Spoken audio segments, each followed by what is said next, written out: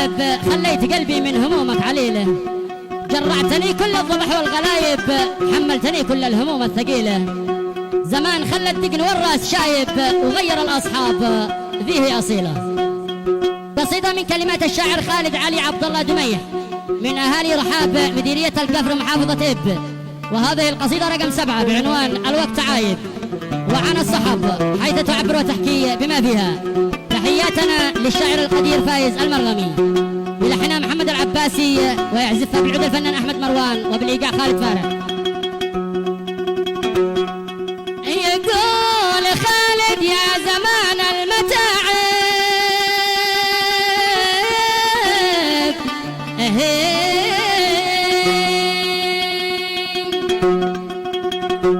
خليت قلبي من همومك علينا.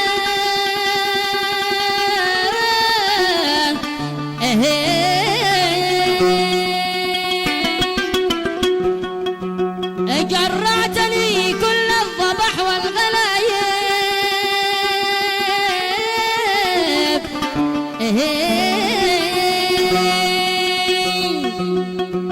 حملتني كل الهموم الثقيلة.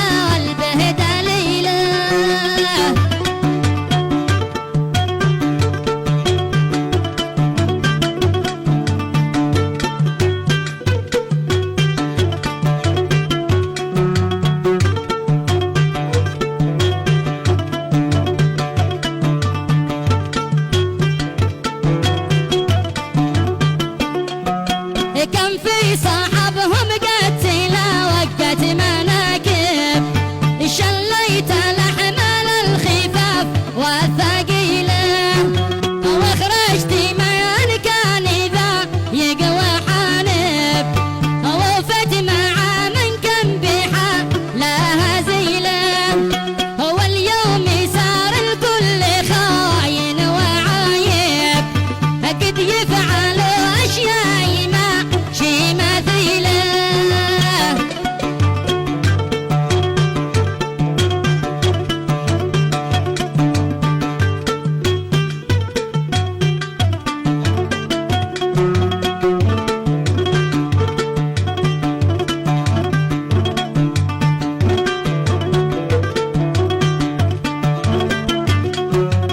أصحابي عاشوا بالوفاء في مكاتب وناس عاشوا في مقاله وقيله تعبت أدرس في صحابهم وخاطب من فعلهم قد زاد قلبي شعيله لهم عيون مثل الطهوش والعقارب بحسدهم شلت حقوق الهليله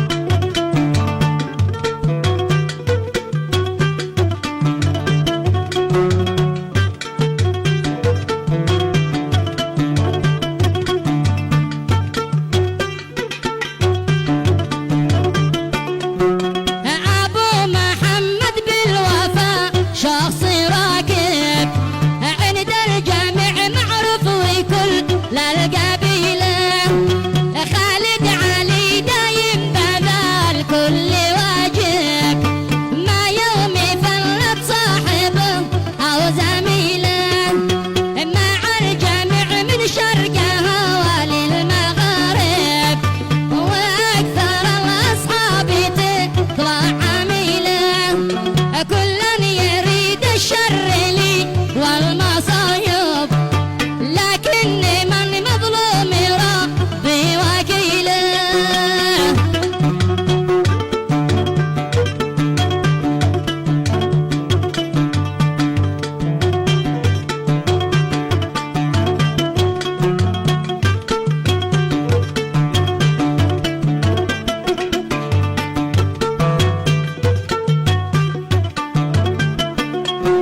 يا صاحبي راجع ضميرك وحاسب وترك الأفعال ذي هي رذيلة يا ربي احكم كل ظالم وعاقب وكل عايب يا إلهي تزيله يا أحي منك يا زمان العجايب خليت قلبي والمشاعر مليله